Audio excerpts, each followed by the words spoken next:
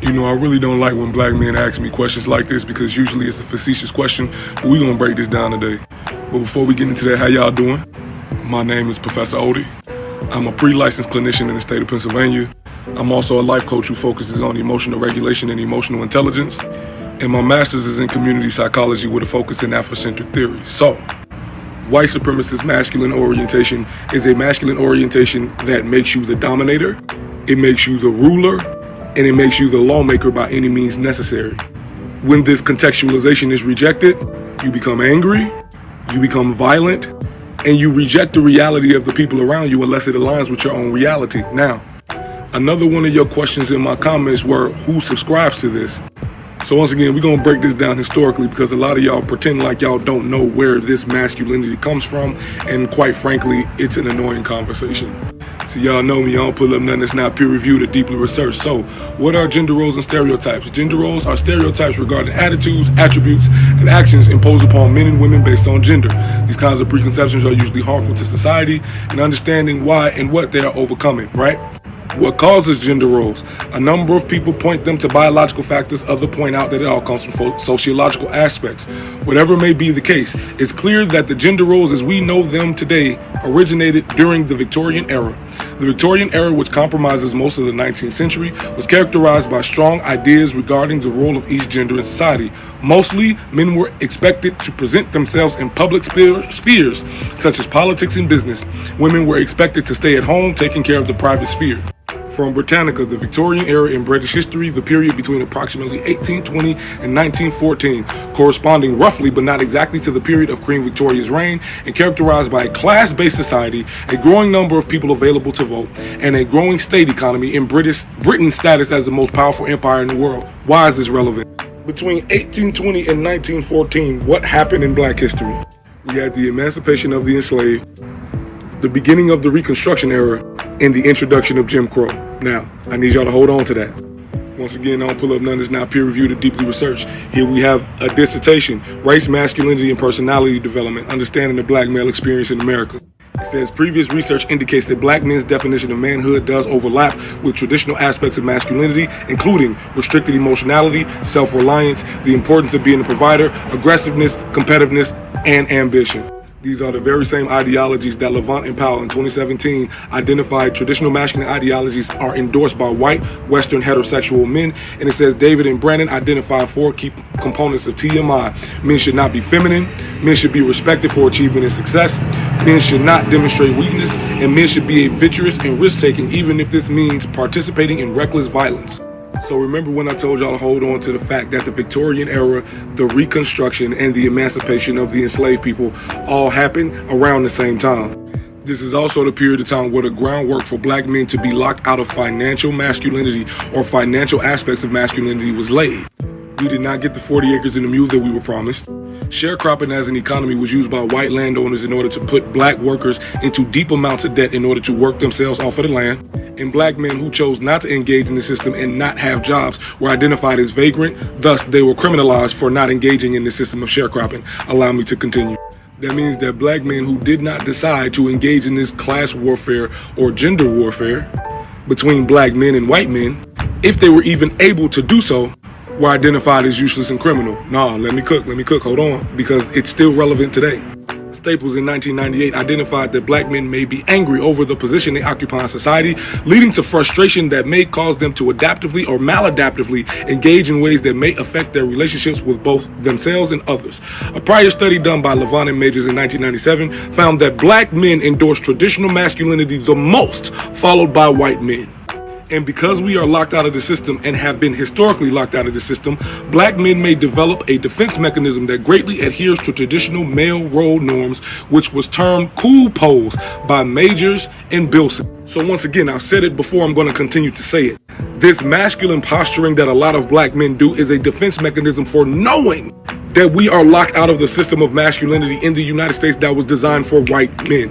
And see, when brothers ask me foolish questions like this, it gets me heated because it means that you are not thoroughly studied about where it is that your masculinity comes from, yet you want to come and you want to have conversations about masculinity with who does and who does not subscribe to it. And when somebody tells you it's mostly the brothers who subscribe to this ideology, y'all say, oh, no, it's not. Yes, it is. Once again, you are engaging in masculine posturing by denying the reality of the situation that a lot of black men do not want to admit because we gotta be oh so real and we black men so we don't da bullshit. Once again, you are using white supremacist oriented masculinity in order to define your masculinity, and you are using the excuse that nobody will respect you if you utilize another masculinity in order to adhere to that masculinity. That is literally the song of black men. And I can already hear the comments, oh, you bashing black men. No, I'm not. What I'm saying is understand your masculinity and assert it differently from how it is that white men assert their masculinity. Black women will love and respect you for it, I am telling you. And the ones that don't are lost in the sauce of white supremacy themselves as well. So altogether, if you are still utilizing the excuse that nobody's gonna give you anything in order to build, assert, and affirm a collaborative masculinity, you are still operating in a token economy mindset, meaning you gotta give me in order for me to perform, which is still white supremacist oriented masculinity. Welcome back to the Dean's Office. I'm Joseph Ward, and I'm with Dean Rodney Smith, aka Heavy Hooks, and we are breaking down this video, or breaking down the concept of white supremacy oriented masculinity. I saw this video two, maybe 3 weeks ago, and when I first listened to it, you know, bells and stuff started going off because I'm not going to act like I know it all, and I'm not going to act like I know everything. But you got to understand, I have a whole degree in Black psychology. I got a whole degree, and I spent 5.5 years at FAMU immersed in an environment by master Black psychologists. So once again, I'm not trying to say I know it all, but I am trying to say I know something. So as I'm watching this video, you know, bells and stuff start to go off. And then I shoot it to Brother Rodney. And my question to him was, you know, tell me what you think. And we've been talking over the weeks, and we're agreeing on a lot of things about this video and about what the gentleman is saying. Because the first question, and I'm sure you had the first question, I'm sure you had this question too, Rodney, like, what is white supremacy oriented masculinity? Because I've never heard of it. Have you heard of it before? No, I had a hard time finding anything that had it in that order either. I'm just saying. So that was the first thing is, okay, white supremacy oriented masculinity. I've never heard of that. And I am pretty immersed in the Black psychology realm. Matter of fact, my videos on Mondays, the books I'm reading, the books that you people are choosing, my people are choosing, are books about Black psychology.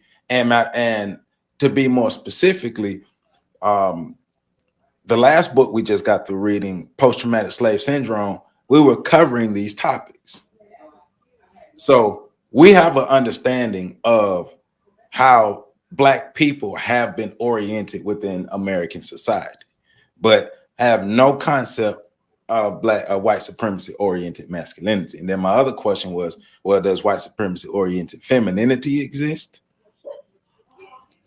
But you know, so we're going to get into all these different things. So just overall, like, what was, because I know what my thoughts were. I just gave my thoughts. What were your thoughts when you first saw this video? When I said, I want to play off of what you said before I go into my thoughts. When you said you don't know everything, the reason I want to bring that up is because the research on Black masculinity is limited, and they say it in the studies. So he doesn't know everything.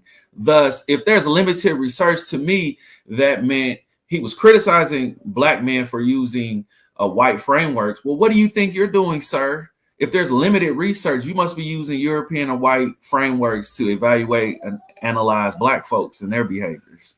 So those were some of my initial thoughts. Yes. Well, let's get into it. Let's get into what he was using. So I got a whole list. It was, what is white supremacy oriented masculinity, or are we just facing racism? Like, do we have to dress it up and make it sound fancy, or are Black people experiencing racism, white supremacy? And so when we're talking about white supremacy oriented masculinity, so I'm sure both you and I agree that black men have been oriented in a specific way, and the only other example that we've had was white men. Facts. We're in America, right? We're in America, right? But the same will hold true for black women, which he doesn't bring up. I'm just saying, because what we do know from Dr. Amos Wilson, from Neely Fuller Jr., from Dr. Francis Cress Wilson, from Joy DeGruy, Dr. Joy DeGruy, that both black men and black women have been negatively socialized by white supremacy. We know that because we can see it in our behaviors. Correct. And so that. Oh, go ahead. No, go ahead. To add on to that, based on our bodies, this system is going to use us in different ways. So if we look at the first waves of the slaves, they were African males. And then you need a way to breed these people. So more females were brought in. And then once we were here, we were given different jobs. And then once slavery ended, the lethal forms of violence were more geared towards the black males. The most lethal forms of violence are not geared towards women. And we can see that in the Holocaust, whatever form of genocide or war, colonialism you want to look at, the most lethal forms of violence goes to outgroup males and not usually the females. Right. And when we're talking about socialization, right? So nobody's going to disagree that in order for white men to be able to have dominance and maintain dominance, black men had to become subordinate. And in order for black men to survive, black men had to assimilate to the white society. But the same holds true for black women. Correct. So if we have negative behavior outcomes as black men, there are negative behavior outcomes for black women. So one of my main things is let's not be disingenuous and let's call it like it is down the line. And I think he's doing this because he's bought into the intersectionality movement. And that's why he's gearing this towards a negative slant on black men and leaving black women out of it. And a lot of the literature is like that too. We know that's how it is when you go to college. When you study gender studies, you only study in women. Right. But also we're talking about negative, aggressive behaviors, right? Yeah. So, because that's the main thing that he's getting at when talking about white supremacy oriented masculinity is negative, aggressive behaviors that are harmful, especially to women, to black women. So I wonder what are his thoughts on how women are treating Simone Biles and her husband right now. That's a good comparison because it's not the men attacking this couple. Because if the roles are reversed and Simone said she was the catch, black men would have said nothing. They would have supported the couple. We wouldn't have thought about it in that way. But I think, again, because of intersectionality and the way the society wants to slam black men, they look at it through this lens where we're the enemy and we're not looking at it like you said. We're both experiencing racism in different ways. Right. But also, I'm gonna ask this question now, and we're gonna answer it later. Okay, cool. Because you and I, we both know the answer because we read the information. But so, is it a bad thing? Does it en masse lead to overall negative outcomes if black men adopt ideas of traditional masculinity or black masculinity? Is that negative? Is that a bad thing? Do we have negative outcomes if black men do adopt ideas of traditional masculinity or black masculinity? So I'm asked that. Tell me what you think in the comments. Tell us what you all think in the comments, and then we're going to come back to that. All right. Can I say something about what he said at the beginning of the video? Go ahead. He said that this white supremacist masculinist orientation makes you a dominator, ruler, lawmaker by any means. So my first thought is he's assuming that black men want to be like white men and be the sole dominator, ruler, and lawmaker. And it assumes that our anger is because we're not able to be like white men. And I totally disagree with that. Man, look, We're on the same page. I was just getting to that. That's in my. I literally have them notes. Okay. That's my next note because I got the whole thing right. Okay. So he said the characteristics are the dominator, ruler, and lawmaker by orientation. When rejected, you become angry and violent and reject realities of others around you. Yep. So one thing I did is I was at work when I was putting some of this information together. So I decided to go first ask the women who I know would disagree with a lot of things. Basically, the women who tell me I hate black women the most. I go ask them first. So, and it's a blind study for them.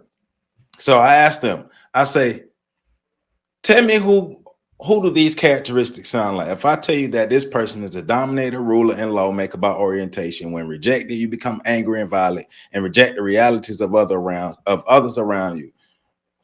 Who does that remind you of in society? And all of them without fail said black women. And I asked black women this, and all of them without fail, no multiple choice. Just left it open. Right. Who does this remind you of? It reminds you of black women. Because, all right, so at what point in American history did black men have the power or ability to be dominator, ruler, and lawmaker? Man, you stole my notes somehow, bro.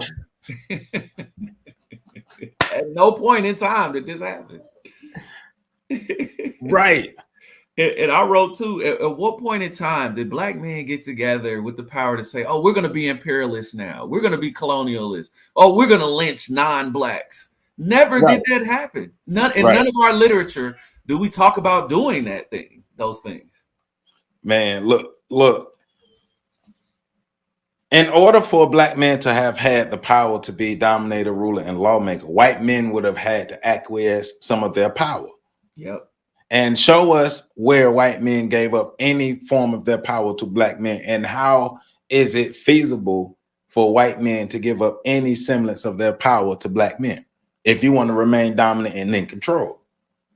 Right. So what we did see was an expansion of whiteness. We see the Irish become white, the Polish, all these other Eastern European countries become white to make whiteness more powerful. We don't see them relinquishing power to black men.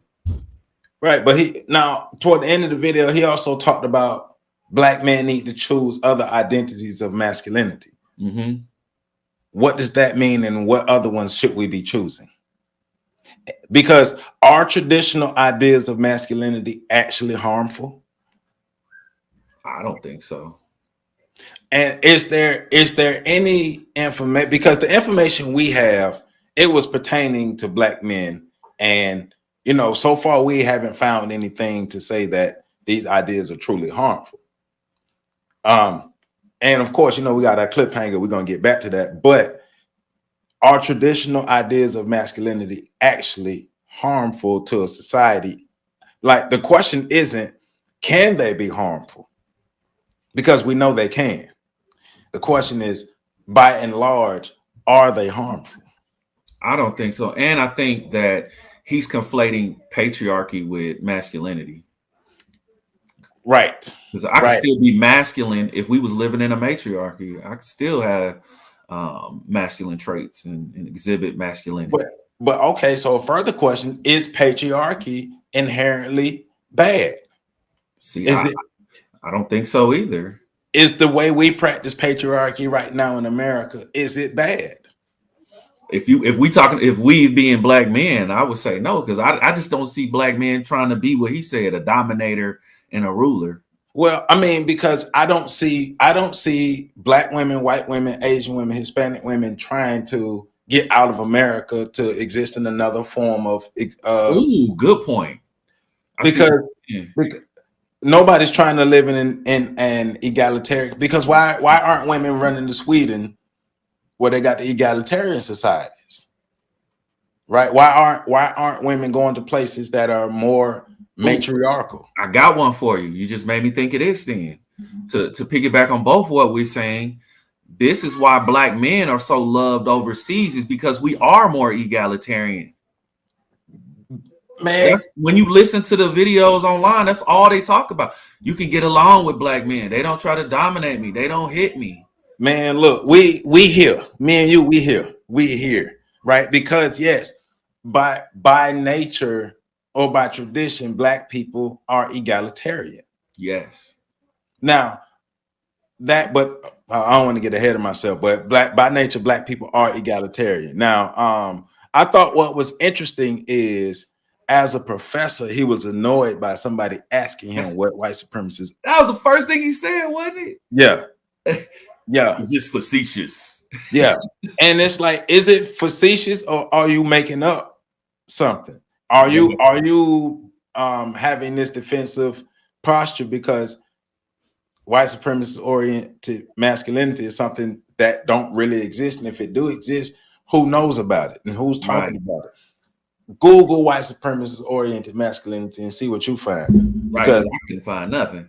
Like I googled it, and I still got my Google page up, and the closest thing I could get to it is there's a study on JSTOR.org, and it is Testeria. The dis-ease of black men and white supremacist patriarchal culture. Yep, that's what popped up for me too. Right. And basically, that is an abstract of what they want to get into and what they want to study if they have the whole study, but they don't have the whole study there. You have to buy it. But the second thing he cited was a study covering that. So we're gonna get to that. Okay. But if you're a professor and somebody asks you what is white supremacy oriented masculinity, you should be able to teach us about it.